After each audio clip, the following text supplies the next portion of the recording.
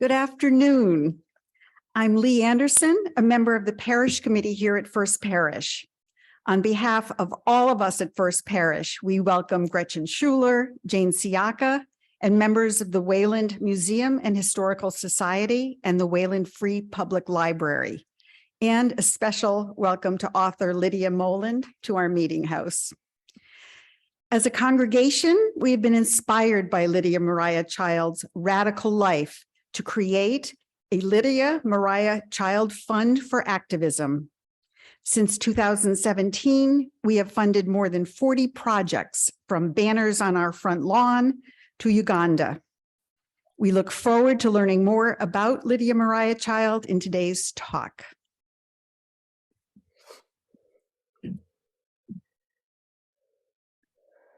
Thank you, Lee. I'm Gretchen Schuler, president of the Wayland Museum and Historical Society, and I'm welcoming you on behalf of the Wayland Museum and Historical Society, as well as the Wayland Free Public Library.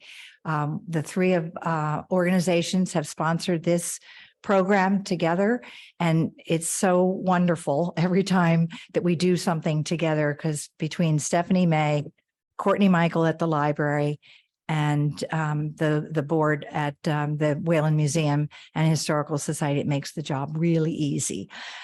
So I welcome all of you to this wonderful space, and I thank the First Parish for hosting us. A couple of technical things for those that are at home. We will have a question and answer period. If you could put your questions into the chat box, that would be really helpful. And we will have a roving mic to do questions from the online people, as well as all of you who are here today. And afterward, there is a reception. And it's very close to Lydia Maria's birthday, Lydia Maria Child's birthday. So there might be some birthday cake. Thank you. I'm going to introduce Jane Siaka, who has worked for a lot with Lydia Moland. Jane is a former president of the Historical Society, as well as the curator at one point, and probably knows more than we all collectively know together. Thank you, Jane.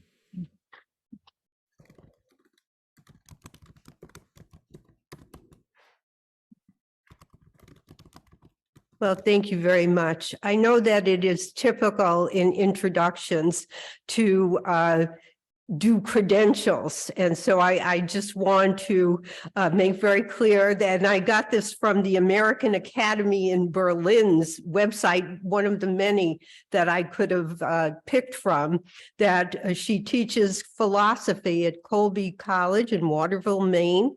Her area of specialty is German idealism, in particular Hegel's ethical and political philosophy.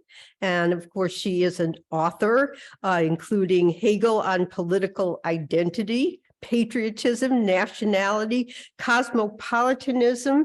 And I'm going to stop there because I probably won't be able to pronounce some of the names if I continue.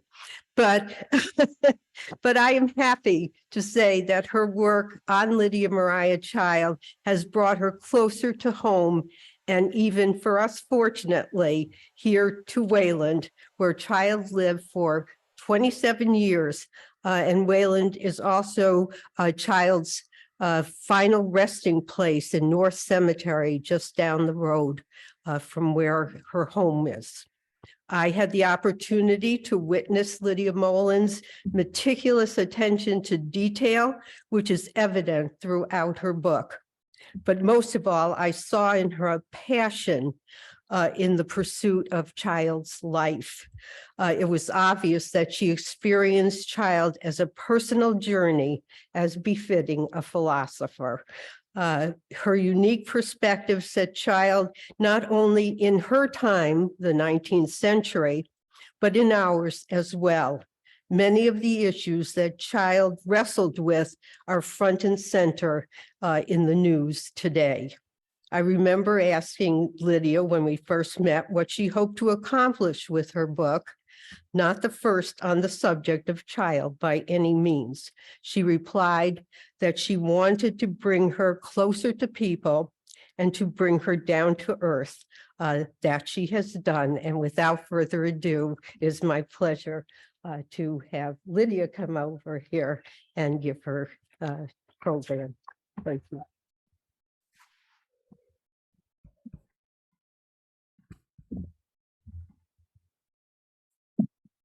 Thank you so much for that warm introduction. I hadn't planned to do this when I arrived, but when I saw Jane for the first time today, the first words that came to my mind, which I immediately said to her, were, "We did it." And it's true, a book like this requires the collaboration of so many people, and it is such a joy and an honor to me to get to speak to this community who has done so much to preserve Child's legacy, and without which I could not have written the book that I did. So I want today's talk to really give you a sense of the way this community was Child's home. And she, as I'll say briefly, she lived in many places. She did many very big, nationally attention-getting things, but she was also a person who lived in a home and had to cook and eat and sew, and was married to someone that she loved, but with whom she had a very complicated relationship. And so much of that played out right here. So as I had a really hard time choosing what to focus this talk on, in part because there were so many important moments of her life that took place here, but I'm going to focus on some of the more sort of intimate domestic moments that really speak to what they were like in this community. A couple of quick things. First, of course, I have so many thank yous to say as well. First of all, to Stephanie May. I'm so sorry Stephanie's not feeling well today and can't be with us, but what a wonderful welcome she gave both me and my husband when we first started coming here. Also, Ken Sawyer, Jane, of course, I've already mentioned, Molly Faulkner, Catherine Gardner-Westcott, and Gretchen Schuler. All of these people have been so helpful to me. I also want to say one of the absolutely miraculous things that happened to me when I came to Wayland and started doing the child research here is that my beloved husband, Jim Johnson, who is in the audience with us today, we very serendipitously discovered while wandering through the graveyard looking for Child's grave that my husband is a distant relation of John Burt White, who was a minister in this congregation during the time the Childs lived here. At that point, we thought they must have known each other, but we weren't sure. But later, as I kept reading, I realized absolutely they knew each other. I think he and her husband, David, were especially good friends. And in fact, after David died, Lydia Maria Child lived with the White family for a winter while she was trying to decide what to do next. So we have deep connections here that have been just electrifying to both of us. And we're, again, just so grateful for the traces of history that you make possible to find. I also want to say that I did bring books. So if you don't have a copy yet and are interested in purchasing one, I can give it to you with the author's discount. So if you go to the bookstore, they're $35 with my discount. They can be yours for $25. So my husband, Jim, will be selling them downstairs. And if you'd like to purchase one, please do. All right. And the other just slight complication here is that Kate, the wonderful Kate, who's already been so patient and helpful, is going to be advancing my slides for me, which is fabulous, except I can't see what you can see. So she and I are going to sort of have to talk as we go along, and that'll make things a little bit more interesting, perhaps. So on the first slide, then, you have my name and affiliation and where we are and what day it is. So let's begin. So what I want to do is talk through set the stage essentially for them arriving in Wayland. And then I want to read a couple of passages from their time in Wayland in particular. So let's go to the next slide where we see a picture of her as a young woman. She was born in 1802 in Medford, Massachusetts. And by the time she was in her mid-20s, she was something almost unheard of in the American 19th century. She was a self-sufficient, popular, and beloved author. And this was because, and let's just move through the next three things quickly. She, in 1824, published a novel called Hobbamuck. And in 1826, started editing something called the Juvenile Miscellany, which was a periodical for children. It was one of the first of its kind in the country. It was enormously popular all the way up and down the East Coast.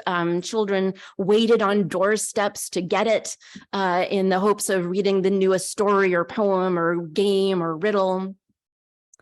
And then in 1829, so the next book on the right there, you should see The American Frugal Housewife, which was a kind of self-help book. And it had recipes, it had instructions about how to stuff pillows with goose feathers, how to treat dysentery. One of my favorite pieces of advice is that you know when a roast pig is half done when the eyeballs pop out. So this was one of the ways that she became really a household name in the United States because she was popular, she was beloved, people trusted her, she could give parenting advice and cooking advice and tell you how to be a good American, right? So part of the point of the American Frugal Housewife was very much that if Americans wanted to be self-sufficient, they needed to know how to make their own soap. And that was what was going to keep us from becoming an aristocracy like the one we had just overthrown. So let's go to the next slide, which has two men on it. So the first on the left is David Lee Child, whom she married in 1828. They were a wonderful match intellectually. They were passionate about the same social justice issues. She often said that he was wide awake before she was. So he was in favor of gender equality before she was. He was a real committed abolitionist before she was. So in that sense, they were beautifully matched. They were less beautifully matched when it came to finances. David was something of a walking financial disaster. He was an idealist. He loved big schemes. They were always well-intentioned. They often had to do with ending slavery. And so how could she say no to him when he came up with the newest scheme that he had for trying to fight for social justice?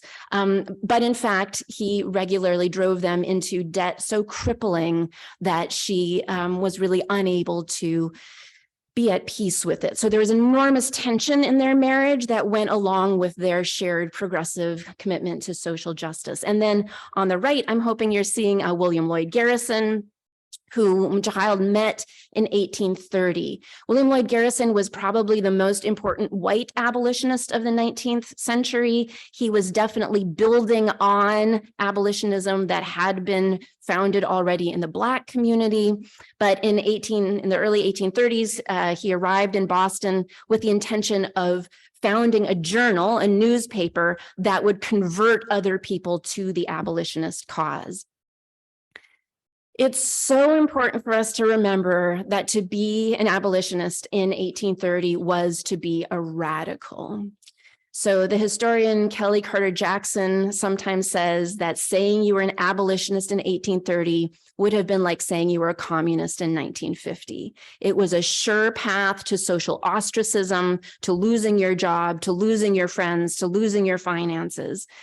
What abolitionism meant was that you were committed to the immediate end of slavery, not gradual, not sort of, in 50 years or not when the grandchildren of the people currently enslaved are born, but now and without compensation to enslavers. So these two things made being an abolitionist almost taboo, also in the North. I think those of us who live in the North sometimes want to think that this was a Southern problem. It really wasn't. So Child met William Lloyd Garrison in 1830, and here's what she says that happened next. So let's go to the next slide, which should be a quote from her. "I was then all absorbed in poetry and painting, soaring aloft on psyche wings into the ethereal regions of mysticism. Garrison got hold of the strings of my conscience and pulled me into reforms. It is of no use to imagine what might have been if I had never met him. Old dreams vanished, old associates departed, and all things became new. I could not otherwise, so help me God." So she describes it as a conversion experience. And for her, it really was. It meant that she couldn't live her life the same way again. She had had sort of socially progressive ideas about many topics, but this was a moment at which she thought that being vaguely progressive was not enough. She had to change her life and devote herself to ending slavery and to throw everything she had at that. So I sometimes imagine her after this conversion moment trying to decide what to do next. And I'm guessing that some of us have memories of what those moments are like, where something hits you, the injustice of something that's happened in your society so viscerally that you think, what do I need to change? What do I have to do differently? What she decided to do was take her very developed talents for writing and write a book against slavery. So let's move to the next slide, which should be an image of a book she published in 1833 called An Appeal in Favor of That Class of Americans Called Africans. It was the first book of its kind in the United States. It's a denunciation in several chapters of slavery. There's a chapter on economics, there's a chapter on politics, there's a chapter on history. And then finally, in the last chapter, it's almost, I sometimes say, as if she turns her cannon towards her own hometown and attacks Northern racism and says very clearly that Southern slavery would not survive as it does if it were not for the complicity of Northern racism. It also included, as you see there on the right, images of instruments of torture and chains that were used in the African slave trade. And you can see there at the bottom is actually an image of enslaved Africans in the hold of a ship. And I think it's hard for us at this point in history to realize just how many taboos she was breaking by saying any of this. The United States unity, political unity and economy depended on slavery at this point, and slavery was therefore held up as permissible by major religious and political leaders all across the country. And so to do that as a woman and to wade into these spheres of research that were definitely supposed to be for men only, was to take enormous personal risks for Child. So people were happy for her to write children's fiction or self-help books, but then as soon as she turned her thought really to slavery, things changed. So let's go to the next slide. A couple of descriptions of what happened next. Mrs. Child was denounced.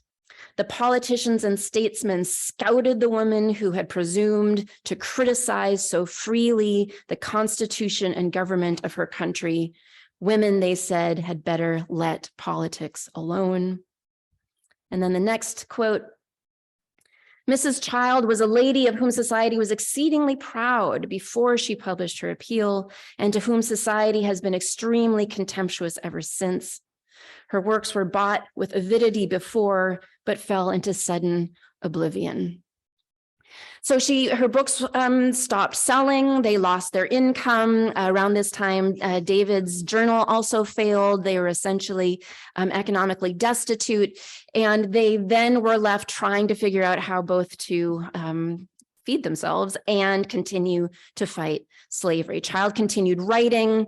They got involved in several cases in which they would actually shield with their bodies abolitionist speakers from anti-abolitionist mobs. So she displayed an enormous amount of physical bravery as well. But I want to fast forward a little bit to the next big thing that they tried to fight slavery on the next slide, which should say the late 1830s. They moved to Northampton, Massachusetts, in order to farm sugar beets. How was that connected to slavery? So they hoped that by growing sugar beets and turning them into sugar, they could undermine the sugar cane plantation trade. So part of the reason that its enslavement was so economically profitable was because sugar was so profitable. So if you needed enslaved labor, quote unquote, needed to grow sugar cane, but then beet sugar could be made without enslaved labor, then maybe the sugarcane trade would no longer be as profitable and slavery would no longer be as profitable and slavery would end. So they moved to Northampton. They tried this. I'm afraid, long story short, it failed. They went bankrupt. They weren't wrong. Beet sugar now makes up a third of all sugar consumed. So it is true that you can make sugar from beets and have it succeed economically. But they were just ahead of their time there as well. And then in the next slide, you'll see that the next thing that she did was move to New York City to edit what was called the National Anti-Slavery Standard. And yes, she was the first woman to do anything like this as well, to edit a major weekly newspaper. So this was a journal that was published for the American Anti-Slavery Society. I like to show this slide because you can see it has these 6 columns of tiny type. There was 4 pages long. She was responsible for all of the information that went into this journal week after week. And it was everything from what was going on in legislation about enslavement in other parts of the country, who was saying what about whether Texas should be annexed, what kind of anti-slavery meeting was happening where. It was a kind of catch-all for anything having to do with fighting slavery in the United States. Then there was a period of real darkness for Child. So if you go forward where it just says dark years of 1847 to 1853. So during this time, a couple of terrible things happened. One is that their beet experiment failed and they officially went bankrupt. Another was that in part because of those tensions between them financially, she decided to separate from David. So you can also imagine that in the 19th century, this was very unusual. She didn't ask for a divorce, but she did ask to have her finances separated from his. And she said, I won't follow him anymore in his various schemes. I'll just keep doing what I'm doing. And if he wants to come back to me, he can. Also, during this time, she had a terrible falling out with some of her closest allies in the anti-slavery movement. Any of you who follow progressive social movements know that this is very common for there to be infighting and for there to be schisms. And at a certain point in this period, some of her allies said to her, you're not radical enough. They had sort of litmus tests that they wanted people to pass in order to count as being abolitionists. She didn't want that. She wanted in the National Anti-Slavery Standard to show that you could be an abolitionist in all kinds of ways and that everyone was welcome in the movement. Some of her allies thought that that was too moderate. So she was essentially ostracized a second time, this time from the movement that she loved so much and had sacrificed so much to help succeed. So as I write in the book, these were years of real depression on her part. And for me, that's a really important part of her story, that she did have moments where she didn't know how to go on. And she had to retreat in ways that allowed her to reorient and rededicate herself. But for a while, it wasn't clear to her at all how to do that. And those were very dark years. So I'm going to start reading now from the passage that makes the transition from these dark years to Wayland. As she finished her latest book, Child was still essentially itinerant. But as the book went into publication, an unlikely plan emerged. Child's father was now 87 years old. It's safe to assume that age had not made him less cranky. But his frailty and loneliness tugged at Child's conscience. She had spent the previous winter caring for him and was convinced that he could not manage the next one alone. David, meanwhile, had tried and failed at yet another farming scheme. He was exhausted. He had been ill again. He had nowhere else to go. If they all lived together, they could economize. But wouldn't reuniting with David simply plunge her back into the financial chaos that had caused their separation in the first place? Maybe not. Child extracted a promise from her husband that he would not spend a dollar without first consulting me. Her property was safely in a friend's name. Even if David were to break his pledge, her own finances were no longer at risk. With these safeguards in place, perhaps her literary earnings could keep all 3 of them afloat. It seemed worth a try. In December 1853, she and David moved into her father's farmhouse on a small plot of land in Wayland, Massachusetts. So let's go to the next slide. Illness, failure, finances, and an aging father. It was not exactly a recipe for a romantic reunion. Would it work? By Child's description, it did. Years later, after David's death, she composed a little remembrance book. It detailed their courtship and marriage, excerpting diaries and letters that testified to their newfound love for each other. It acknowledged the years of separation and hardship. I throw a veil over those sad memories, Child wrote. Then she continued. At last, we made a humble home in Wayland, Massachusetts, where we spent 22 cozy years entirely alone, without any domestic, mutually serving each other, and entirely dependent on each other for intellectual companionship. He was the most loving husband God ever bestowed upon woman. In his old age, he was as affectionate and devoted as he was when he was the lover of my youth. Nay, he manifested even more tenderness. When I first read this passage in the archives at Cornell University, I was skeptical. I hope I didn't roll my eyes, but I might have. After decades of unexplained absences, financial irresponsibility, and emotional neglect, had David really reformed so completely? I thought not. Probably Child, alone and nostalgic, was glossing over the truth about her late husband. Probably she was forcing a fictional happy ending onto a drama of disappointment. I expected that a careful look at her later letters would reveal the hurtful patterns of negligence and recklessness that had continued. But in the end, I think she was right.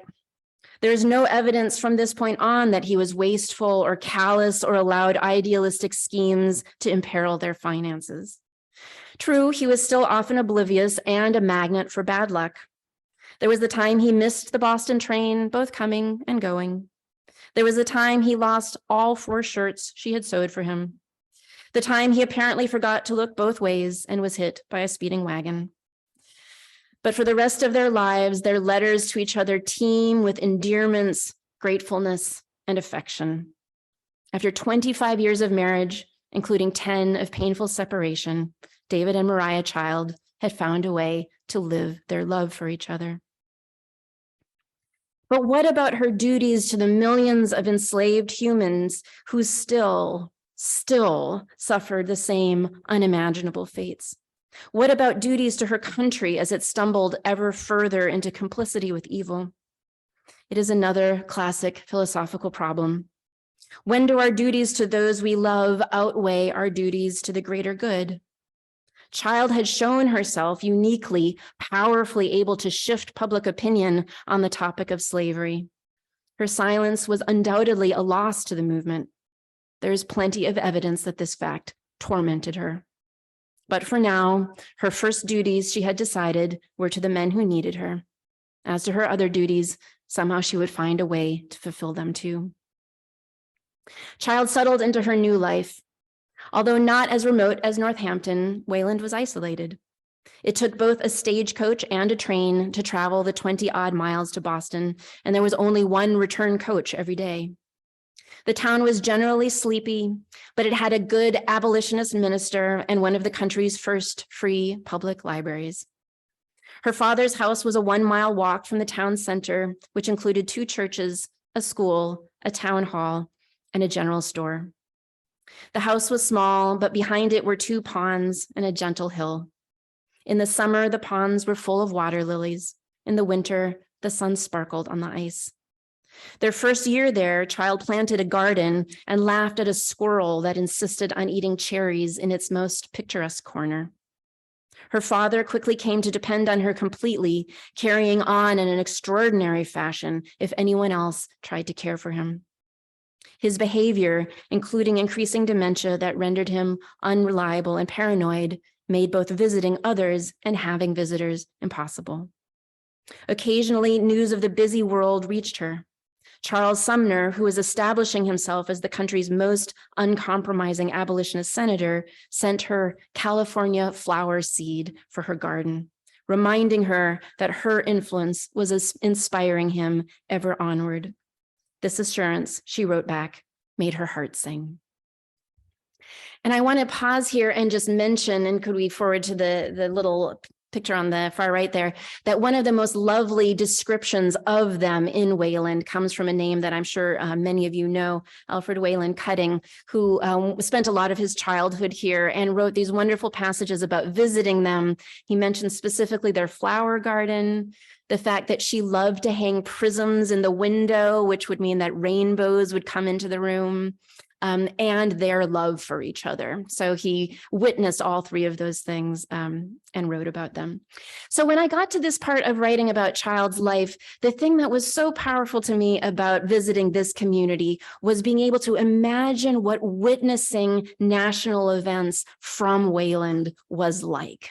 So I just want to mention a couple of those events that, again, she would have experienced right here, far from the action, but that nevertheless were so rocked her world, as we now say, so completely. So if we move to the next slide, watching the war approach from Wayland, and then the first image there, the sack of Lawrence, Kansas, which was part of the tension that sometimes people call it the Civil War before the Civil War, where there was open violence in Kansas and Nebraska as pro-slavery and anti-slavery factions literally fought over whether those states would be slave states or free states. So she would hear about that here. So the city of Lawrence, Kansas was sacked by anti-abolitionists or pro-slavery forces. So a child would read about that in the newspaper and just be horrified by what the abolitionists who had gone to Kansas to try to settle it were suffering. So what she would often do is meet a crisis like that at her desk. And in this case, you can see at the bottom of the slide, she responded to that by writing a serialized novel called The Kansas Emigrants that was meant to raise awareness about what was going on in Kansas. And then if we go to the next image there, which is the caning of Charles Sumner, I just mentioned Charles Sumner in that last passage. So the senator from Massachusetts who gave an anti-slavery speech in Congress that offended some representatives from South Carolina, one of whom approached him on the Senate floor and beat him unconscious and almost killed him. Another moment that Child read about here in Wayland and had to try to take in. And then let's go to the next one. This is one of my favorite anecdotes, fighting slavery from the Wayland Post Office, John Brown's raid in Harper's Ferry, Virginia. I won't tell this story. It's in the book if you're interested. But after John Brown's raid happened, Child essentially initiated a war of words with a couple of people, including the person on the right here, Henry Wise of Virginia. She wrote to him, he wrote back, the letters got published, somebody else got involved. Pretty soon, it was the 19th century equivalent of going viral. And then finally, she published all of these letters as a tract that sold 300,000 copies. That was just a kind of chronicle of all of the arguments she was using to try to convince people in the North, again, that slavery had to be opposed. And then there's this amazing episode in which she somehow got a hold of the addresses of thousands of Virginian enslavers and mailed them copies of her writings just day after day. So there are these wonderful letters in which she's haranguing her publisher, I need another 500 copies of that pamphlet so I can mail them to Virginia. And the publisher's like, we're trying. And so then the pamphlets would get here and she'd march up and down the road, I imagine her, from her house to the post office, just hoping that some of these anti-slavery tracts would make it into the hands of Virginia enslavers who were receptive to her arguments. So it's just another amazing, to me, example of someone doing what she could from where she was to continue fighting for justice. And then if we move to the next slide, watching the war from Wayland. Here, let's move to the next image. I just want to give an enormous shout out to this website. It's an old website. It looks like a website that was made at the very birth of the web, but it is Massachusetts Towns in the Civil War. Wayland, Massachusetts as a case study, a unit for middle and high school students. Probably some of you in this room worked on that website. If you didn't, you know who did. I am here to tell you that work paid off. It's been a long time since I was in middle or high school, but this was such a wonderful jumping off point for me. All of these anecdotes about Wayland and the Civil War are collected there. I could use that as a jumping off point to go and do my research.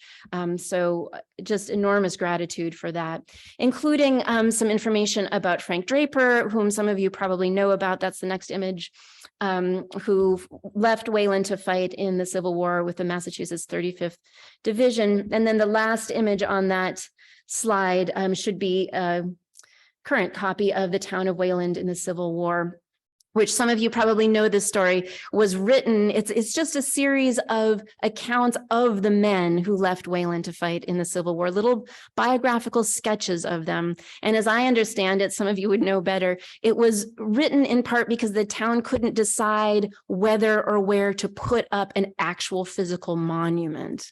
And so someone decided, let's write a book instead. Genius, as far as I'm concerned, because what that means is that these men's stories are available to someone like me to use. So I will be honest with you, when I got to writing the chapter on the Civil War, I was intimidated. But once I came across the idea that I could tell it from the perspective of what it was like to experience it in Wayland, that unlocked something for me, and it really became a central part of my research. Okay, let's move to the next slide then, which is the title of my chapter 14, After the War is Over. The title of this chapter is No Time for Ovations, and this is because Lydia Maria Child never had any time for ovations. She was very clear about this. So let's click to the next quote there. This is one of the things that she would say. When people ask me if I am not thankful to have lived to see justice done to the Negro, I reply, if I do live to see justice done to the Negro, I shall be thankful. This is not what Northerners wanted to hear. Again, right? If you poured out your blood and treasure winning a war, you want to think that it's over. And she was very clear that she was not going to let people conclude that. So what I want to do now, let me just remind myself, is start reading again and read you another little excerpt of the kind of life that she was living after the war here in Wayland, and then with her relationship with her husband as well. So in 1870, a lithographer named Louis Prang decided to issue a new print. It followed a style of popular 19th century inspirational images that depicted famous men, often presidents, clustered together in stately order. But Prang's image was different. Instead of Washington, Jefferson, and Madison staring sternly into the middle distance, the viewer encountered all women. And let's move to the image. You should see a little circle with all the women around there.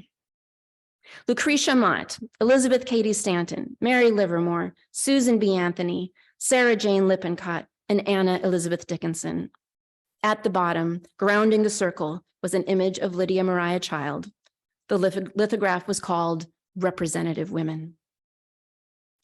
Something is curious about the image of Child on this print.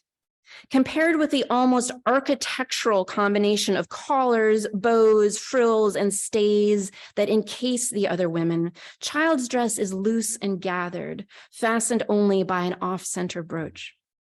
It might not occur to us now, but to Child's contemporaries, it may have seemed strange. It was true that Maria Child's style choices were notoriously curious, but usually because she was too frugal to care about fashion. But frugality could not account for what viewers saw here. Just what kind of dress was Child wearing? It turns out that there was indeed an explanation. In preparation for his print, Mr. Prang had come to Wayland to consult with Child about which image to use. As they looked through the possible candidates, David produced one that must have made Mr. Prang's eyes widen. Let's move to the next image. It depicted Maria Child with a shawl wrapped low around her bare shoulders. As Child looked on, perhaps in some embarrassment, Mr. Prang declared it the best of the bunch. As far as the head was concerned, Child had to agree. So it was settled. Mr. Prang would use that one. But, Child stipulated, it would not do for the public to see her naked shoulders. Whoever in Prang's Boston studio was assigned the task of converting the photograph to a lithograph should take care to copy merely the head. Mr. Prang, it seems, at least initially complied. He returned to his factory outside Boston, where his distinctive coloring techniques would soon make him famous as the father of the Christmas card.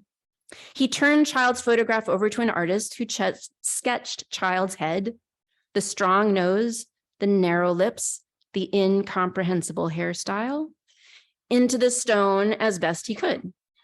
And then to cover the shoulders, he sketched in a plausible dress, the gathered material, a kind of lace border, the off-center brooch.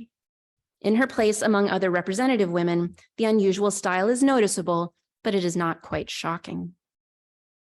But then, somehow, the original photograph got out. Perhaps the artist could not resist making a copy and things simply got out of hand. Whatever the explanation, reproductions of it, bare shoulders and all, seem soon to have been circulating freely. A copy ended up in William Lloyd Garrison's son's collection of images of famous abolitionists. Another copy hangs today in the National Museum of African American History and Culture in Washington, D.C. So if you go forward, you can see that. It's an image that I took not long ago. We got that? Okay. This would, I think, be the 19th century equivalent of a beach photo circulating among one's professional colleagues and hanging in a national museum. In Child's own lifetime, it certainly raised some questions. Years later, after David's death, a friend dared to ask, what in the world was Child doing in such a low-cut dress? Let's move to the next one, which should just have the two of them on it. Child had a ready answer. The explanation is this, she wrote, my dear old husband was as lover-like to the last year of his life as he was from our days of courtship. He was often saying, I fell in love with your honest shoulders. And I want you to have a photograph taken on purpose for me with the shoulders uncovered. So at last I humored the lover-like whim, and having no low dress, I folded a shawl about the bust. Despite her best intentions, the honest shoulders, she wrote wryly, came to light after Prang's visit. It was not worth making a fuss, she decided. Head, shoulders, and all will be forgotten in a few years, she predicted. But in the end, all has not been forgotten, neither Child's representative status nor her husband's love for her honest shoulders. But David was getting old. He was sometimes so ill that Child put aside all her other work to care for him. His good spells became fewer and further between. His rheumatism often crippled him. Stomach ailments kept him from digesting even the simplest food. Child's most fervent wish became to outlive him, not to leave him alone in his suffering. He bore it also patiently, she wrote to a friend, never irritable, only grieved that he was causing her trouble. One night, as he struggled to sleep, she sat near his bedside, putting their papers in order and burning hundreds of letters. She watched as the evidence of their shared life curled, flamed, and disappeared in smoke. What strange creatures humans were, she mused to a friend, capable of discovering so much that has preceded us and of forecasting so much that will follow us, yet flitting across our small segment of time and disappearing like shadows in a magic lantern. On a day in mid-September 1874, David felt well enough to tend to his garden, but soon familiar pains forced him back inside. Resting in his rocking chair, he asked his wife to bring a dictionary so he could look up the etymology of a word. As the afternoon wore on, the pain worsened and Child stayed near. When after nightfall it became clear that his final hours had come, she took him into her arms and waited in the darkness. A few minutes past midnight, his struggle was over and he breathed his last. Your dear, kind brother passed away last night, she wrote the next morning to his sister. He suffered greatly during the last 3 days, but at last sunk to sleep in my arms as peacefully as a tired babe. There was immediately the comfort that his pain was over. There was also gratitude that she had been there to take care of him to the last. But most of all, there were crushing waves of grief. Oh, Sarah, Child wrote, no tongue can tell how desolate I feel. Funeral preparations were so rushed that Child did not alert Boston friends in time for them to come. William Lloyd Garrison struggled not to be hurt. Should there really have been no gathering of the faithful to honor David's life? Should there have been no speeches to inspire others to take up the causes he had so earnestly championed? He himself suffered from extreme rheumatism, Garrison wrote, but had he known, he would have done whatever was necessary to be there. Child wrote to explain. Garrison relented.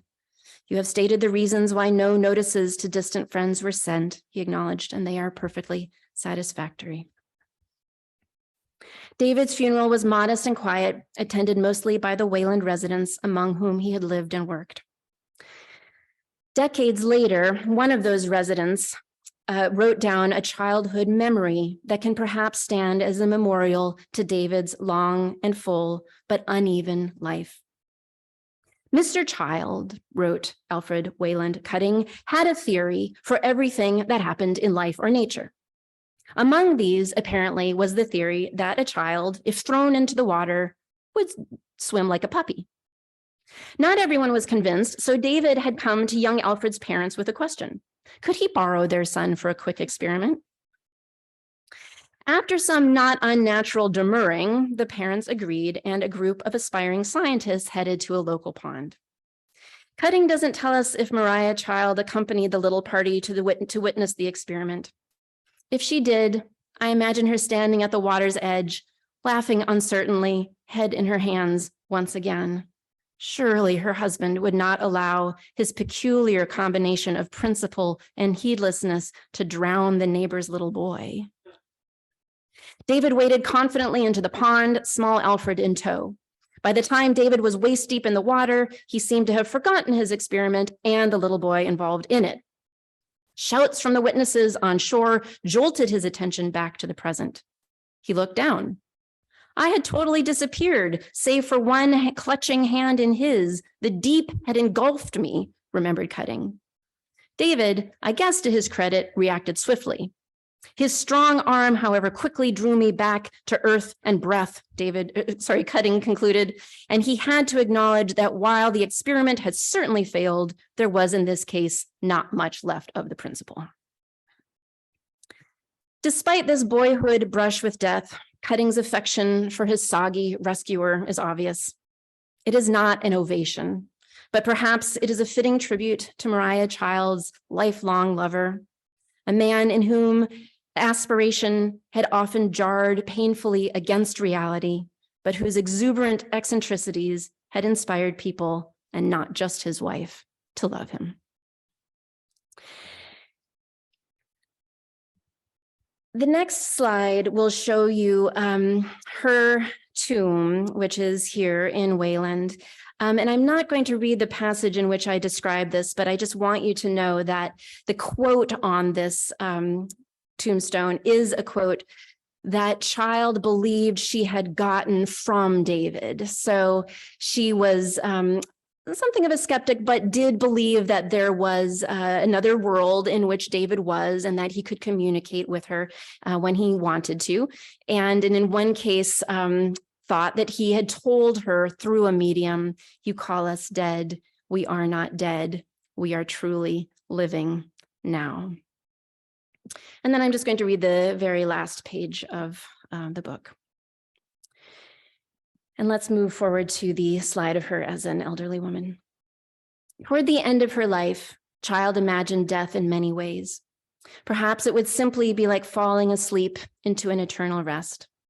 After a lifetime of struggle and sacrifice, that sometimes sounded perfect.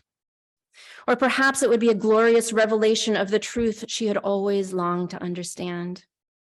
Finally, to know, to see, that she had often thought would be its own kind of heaven. But there was one more vision of the afterlife that Child sometimes imagined, an afterlife in which she could keep working. In her last letter to a friend, she mused once more about her failing body and diminished spirits. Her limbs were stiff, slow, and sore. Her body was bruised by disappointment and loss. Her powers, she knew, were ebbing. But surely if she could shed her mortal flesh, her spirit would be free and her energies renewed. And then let's move to the last quote here. I think there is more work for me to do in the universe, she speculated, and that I shall enter upon it with renovated powers. The first time I read this, I looked up and out of the window. I wish I could say I saw a rainbow, but I didn't. That doesn't mean it wasn't there. Imagine Lydia Maria Child still at work in the universe, inspiring, encouraging, exhorting, convicting, admonishing, urging those of us still bound by space and time to meet the challenges of our moral lives.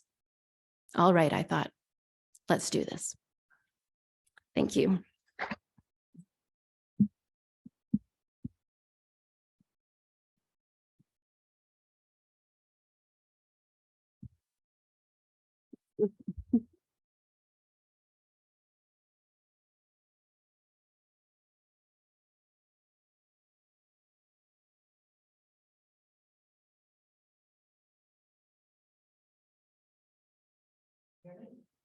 Yes. And am I okay for the at home people? Thank you so much. I don't even know where to start. She definitely came very much alive. Good. Well, she is still with us Yes. as she promised. So Right. And it was just wonderful having, I'm 3/4 of the way through the book. okay. So I'm sorry I spoiled the ending, That's but I think I sort of knew what was going to happen. that's the problem with writing a cradle to grave biography. The ending is always sort of predictable. Exactly. So if there are any people that have questions here, I'll come around with the mic and I will also try to read the questions at home. I don't have a question, but I think this is a great opportunity to know and to tell everyone why you keep calling her Mariah.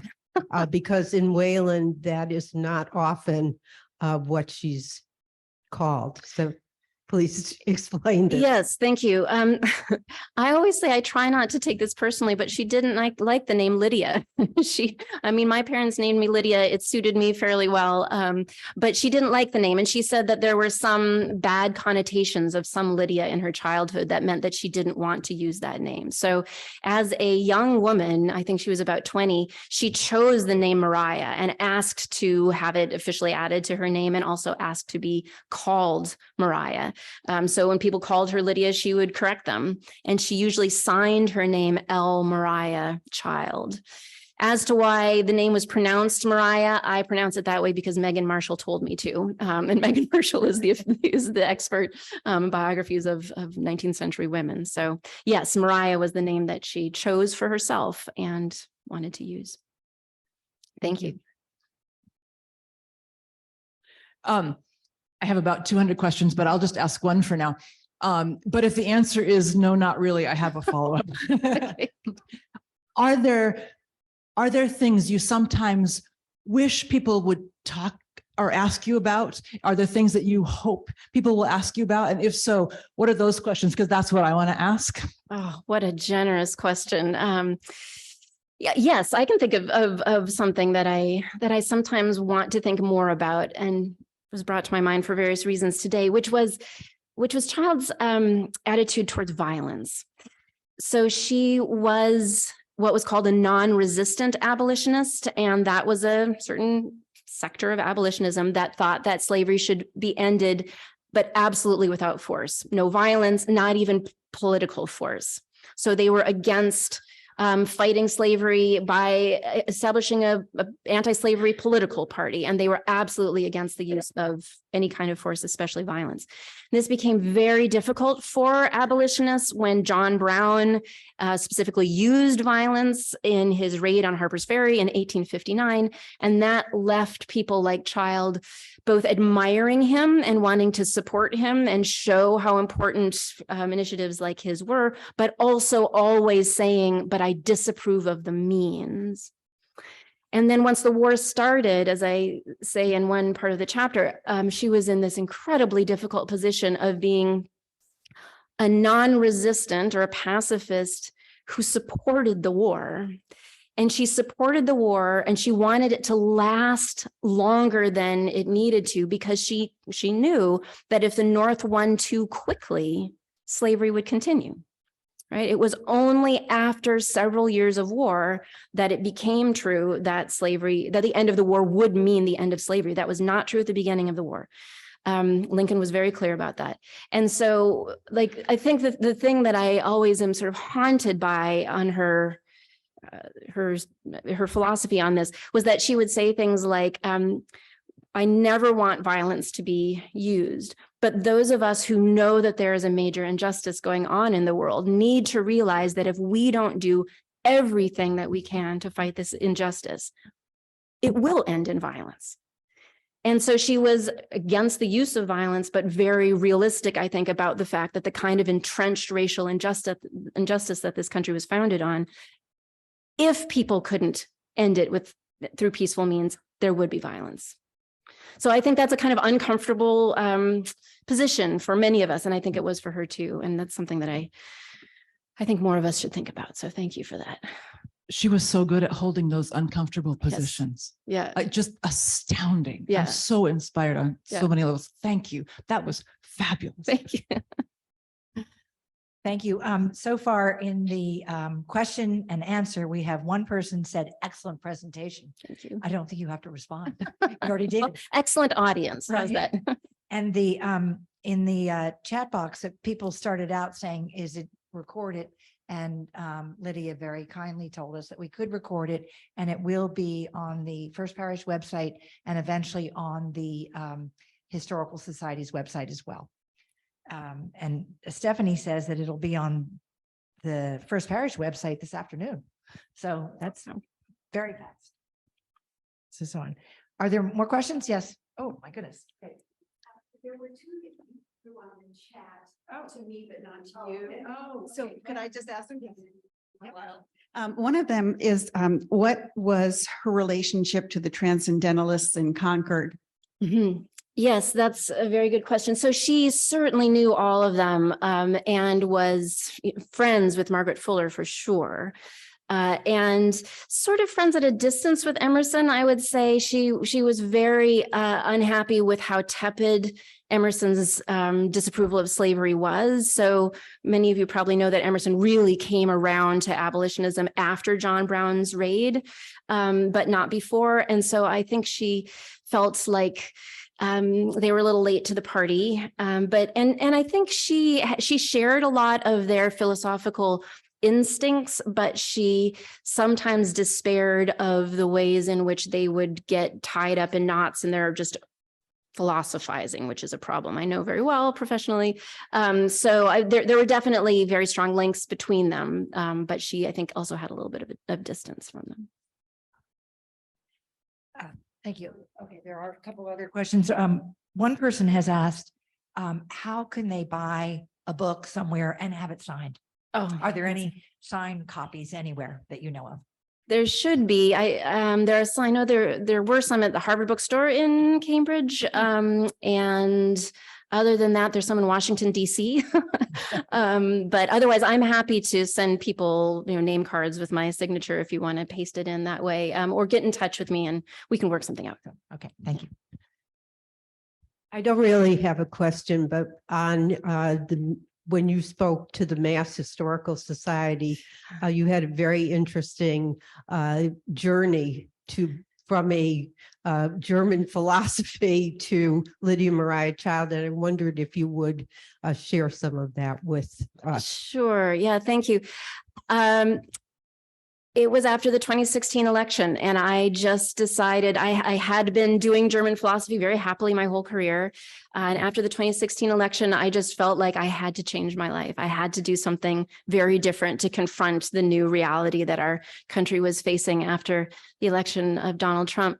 And I thought, okay, well, what can I bring to this? Well, I know something about the 19th century. I know something about how arguments can be used in moral situations. I had a distant memory that women had been very important voices in the abolitionist movement. I felt like it was time for me to come home to my own country and also to write about women. And I quite literally went to the Schlesinger Library at Radcliffe at Harvard and asked to see letters by abolitionist women. And I just completely out of happenstance discovered this letter by Lydia Maria Child, and it just electrified me. I'd never heard of her. I had to Google her, and I've never been the same since. So it was really a sort of moment where I thought, okay, I have my new subject matter and I'll see what I can do with it.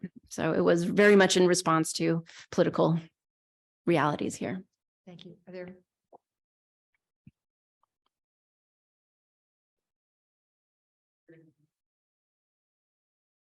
Hi, Lydia. Thank Hi. you for a wonderful talk and for a wonderful book, which I highly recommend to everybody here.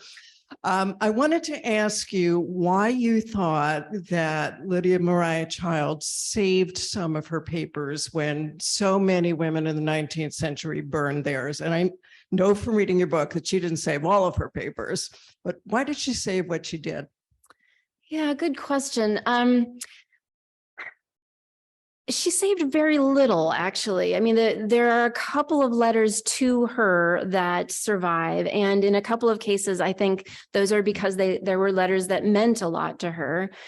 So one was from a woman who said something like, I read the Juvenile Miscellany when I was a girl. I read The Frugal Housewife when I was a new wife. I read your writing on slavery when I was a little bit older. I'm now reading your writings on Native Americans. Like, you have set the syllabus for my life. Okay, that was my word, syllabus. But so there's occasional letters like that I think clearly meant a lot to her, that she saved.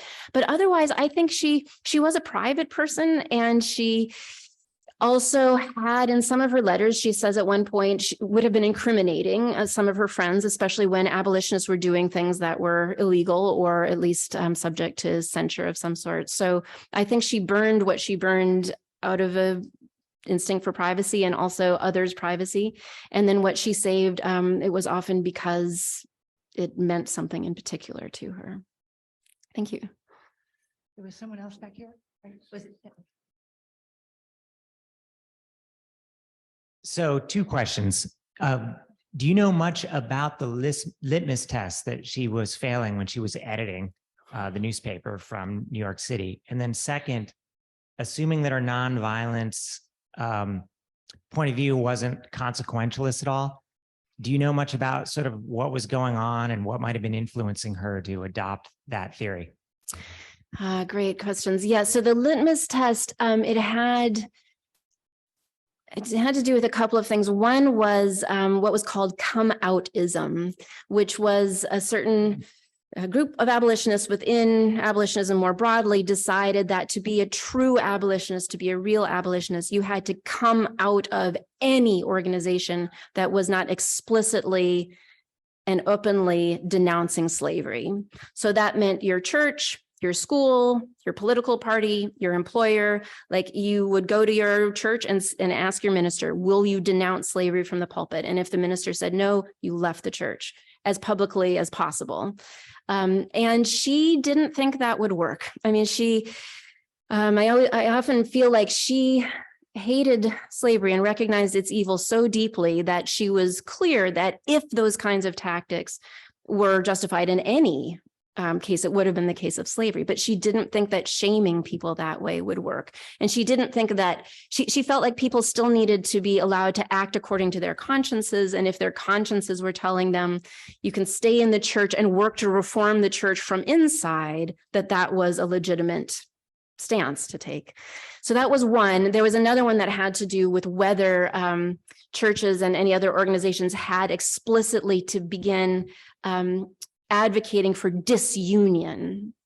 This was another thing I didn't really know anything about, that the idea of separating North from South was very popular in the North among people like Child, who thought, we tried and we cannot, it's getting worse rather than better. So why don't we just go our separate ways? So there was also a kind of episode in which Garrisonian abolitionists wanted to make that a litmus test. So either you said that you were in favor of disunion or you didn't count as a real abolitionist. So those are two examples anyway. And as for the non-resistance, Child herself didn't think of herself as a Christian. And I've always appreciated about the church here that when you talk about her visiting here, often people are very careful to point out that she never joined. She didn't want to join churches, but she found immense wisdom and goodness in Jesus' message, among which was to turn the other cheek. So I think she really read in Christian teaching as it originally was, she thought, a deep non-resistance that she embraced. So for her, it wasn't so much that she thought that to be a Christian was to be a pacifist, although other people, I think like Garrison, that was essentially the way they came to pacifism. But for her, it was more of a philosophical commitment to the idea that violence will only beget violence and that love is the only way to cure deep evils like slavery. Thank you. Hi, I recently read some critiques about abolitionism, particularly like in the 1619 Project and other recent writings. And the critique basically is that, many of the abolitionists were themselves racists, didn't see African Americans as being equal, and some thought that, maybe they should go to Africa and establish a separate country and live separately. And some of the criticism too is that Northerners, especially Northern whites, particularly now, pat themselves on the back. Well, we had nothing to do with slavery. We were supported abolitionists. And we know that not to be true from a lot of the descriptions you have in the book about mobs attacking abolitionist meetings. But I'm wondering if you've given any thought to the rightful place of abolitionists in this overall struggle for justice. Yeah. Are they getting short shrift now? Or what are your thoughts on that? Thank you so much. I think about this so much because there is no question that both of these things are true, right? That many of these people were heroic in their attempts to end enslavement and in what they were willing to sacrifice personally, financially, politically, et cetera. It shouldn't surprise anyone that they weren't perfect and that they brought many of the prejudices with them that they had also absorbed from their culture. I think one of the most important things to remember is that to be an abolitionist did not mean that you were in favor of racial equality, period, right? So the idea that you didn't think people should be enslaved, that's one thing. But to commit to the idea that you should treat Black Americans as your equals, that was a huge gap for many abolitionists. So they didn't want slavery, but they also, quite frankly, did not want Black parishioners in their churches or Black children in their schools or Black people on their stagecoaches. So unfortunately, those two positions were not incompatible. And in fact, many people in the abolitionist movement combined them. I think it's also really important, and I think Child would agree with this, that we not lionize white abolitionists. That has happened for way too long. It's been injurious in many ways. Bell Hooks was so good at calling out white women, especially on this question, that the more, and I think Child was really clear about this at the end of her life. Sometimes when people ask me, why is she not better known? I think part of the answer is that she didn't want to be heroized. She saw that that was dangerous for white people like herself to be the stars of the show. And she knew that if everyone looked to her for their example, there was going to be all of the Black abolitionists who had laid the foundation, sacrificed much more than she had, pushed forward when she had to take a break because she was so burnt out. All of these ways that they were the ones that should be better known. And so I'm obviously very very moved by her example, and I embrace my role, as it were, in trying to make her better known. But I also think there is a really important corrective going on that has to do with being honest with ourselves about what white abolitionists did and thought and believed that we shouldn't want to emulate, and that in fact often caused the problem to continue or get worse. So it's a kind of both and answer. And I just think it's really important to be as upfront about that as possible. So thank you for giving me the opportunity to say that. We have one more question and a comment on line, but I'm going to first give this to Amanda. Oh, she has a question. Hi, thank you so much. I was wondering if you could talk a little bit about her relationship and her writings, particularly with Indigenous people. Yes, thank you. This is the sort of thing where you could talk about her involvement in anti-slavery work all day and still not get to major parts of her social justice work, one of which was her writing about Native Americans. So she got to know Native Americans in Norridgewock, Maine, which is very close to where Colby College is, as it turns out, and was as a very young woman, as a teenager, and became convinced very early that a grievous injustice was going on and that the United States government was behaving in reprehensible ways towards Native people. Early in her career, however, especially in her children's fiction, she was very willing to kind of toe the usual line among progressives, which was, yes, it's too bad, all of the injustices going on, but Native Americans are going to fade away anyway. They're just destined to fade away, which of course justified any amount of terrible behavior again. She completely reversed course on that not long after writing those stories and became convinced that talking about Native Americans that way was wrong and reprehensible. And throughout the rest of her life, and then again at the end, after the Civil War, she returned to writing about Native Americans in a way that I feel like she was so good at just denouncing United States actions in no uncertain terms. And again, sort of clearing all the underbrush of bad arguments that people were using to justify the treatment of Native Americans. But as I say in the book, I think she was definitely an assimilationist, especially on this point. Like, she did think that Native Americans would do best if they became as like Europeans as possible. And there's no question that that kind of argument also justified some very bad outcomes, especially around the boarding school movement, which was just gathering momentum around the time that she was writing. So it's another complicated record, I think. Thank you, Lydia. The question, I'll save the comment. The question is, thank you very much for the wonderful presentation. Following your transformation, beginning in 2016, what's next for you after this book? Oh, thank you. I wish I had a better answer to this. So I'm co-editing at the moment a more academic volume of 19th century women philosophers in the United States and the United Kingdom.